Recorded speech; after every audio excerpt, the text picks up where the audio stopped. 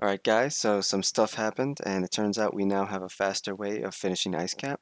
So I'm going to go ahead and explain um, the method to do so and the references that I use to optimize it.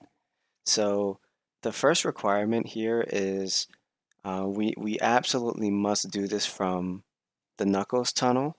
If we're in the top tunnel, then it won't work because the area that we wind up in is just highly unfavorable. So um, you're gonna do this part as usual, get the level wrap, and then over here, once you see around like this screen or something like this, you just need to have zipped for long enough. It doesn't have to be strictly um, the screen looking like this, but once it looks like roughly like that, um, you can go ahead and jump, fall down, and the screen will lower.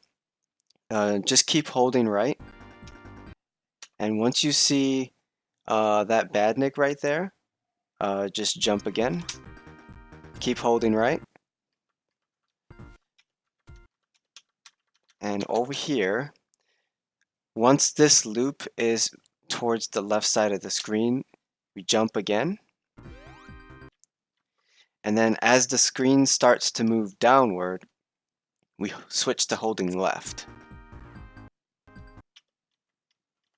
And right around here, when this wall is about to go off the left side of the screen, we switch to holding right.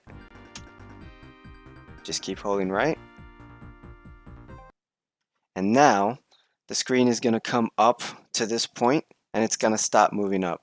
As it stops moving upward, we switch to holding left again.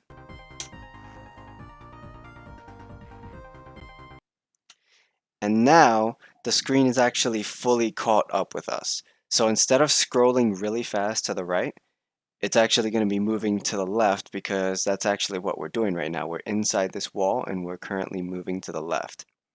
But we don't want to move too fast because we do have slope glitch right now, and the angle that we have is moving to the left. It's a downward slope, so if we move too quickly, we'll actually run straight through the collision, and we can actually just fall and die if we do that. So we want to basically manage our speed by not going too fast. So we're going to tap right until we manage our speed. And this is really just a matter of feel. You're just going to have to get used to it. Um, but it is actually essential for making sure we build up enough speed in order for this method to even be worthwhile at all. So we're going to keep going. And you should see this if you did it right. Switch to holding right a little bit more. We don't want to go too fast because there is a loop here and we need to make sure that we do not go in that loop or anywhere down below. We need to stay up above. So that's why we have to slow ourselves down so we don't do that.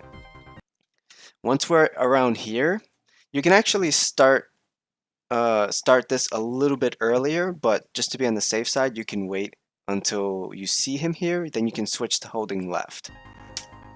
That will help us build up speed faster.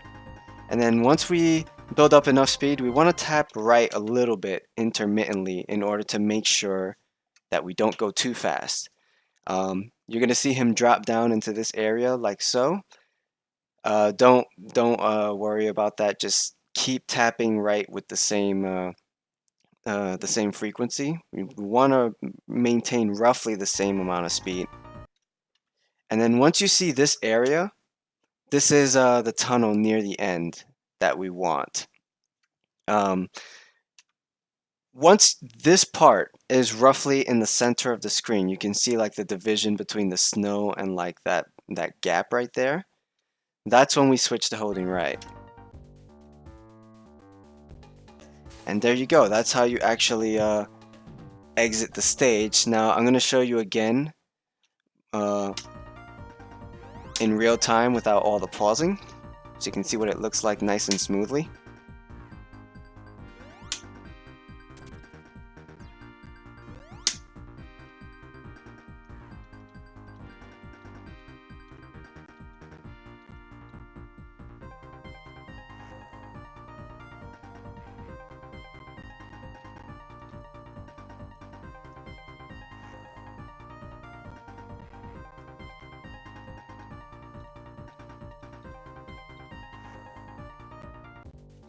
And we went a little bit further to the left that time, but it worked out.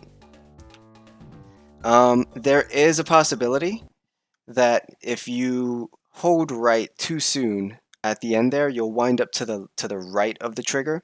That's fine too. You just have to wind up holding left and walking your way towards the trigger. Unfortunately, the snow actually kind of bounces you back to the right, so you have to bounce a few times before you can clear the snow um, enough to actually get to the trigger. So it's a little bit slower, but you can still exit the stage by doing that. Um, it's still a pretty safe way of doing it. You just need to make sure you don't go too far to the left because that's where the boss is. And if you trigger the boss, then you'll have to fight him. So we don't want that. Um, I'm actually going to show once again so that you can see what's going on off screen. If you know what's going on off screen, then it's actually easier to picture this in your mind as the screen is scrolling. So I'm just going to let the screen catch up here.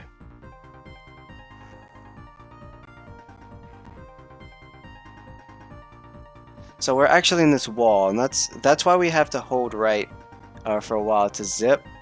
We want to get to this point, and once we get to this point, we can actually jump out. That's the first jump, and we hold right. It's around this time when you see that the badnik, and that's when we jump again, hold right, and then we're going to wind up in this area. And then that next bit where we see the loop with all the rings, we jump, hold right, and then switch to hold left. That's because we're on this slope. Holding left will actually allow us to build up speed here. So we build up some speed to come over here, and then the part where we saw the wall, where I said to switch to holding right, that's actually to slow ourselves down so that we don't exit that wall on the left there. That's pretty much will almost kill this trick. You have to go through some nonsense if you want to make it to the end. We want to gain some height here. And once we gain the height, switch to holding left. And then this part, the screen will already have caught up to you. So you'll be able to actually see what's going on here either way. We'll do this again one more time. Manage your speed, then switch to holding right once you see the snow there. And that's it. That's the new method. Getting this trick optimized is much faster than fighting the boss and having to sit through the score tally after the capsule. So it is worth learning, but you do need to start it at the Knuckles tunnel. So yeah, I hope you guys like that, and have a good one.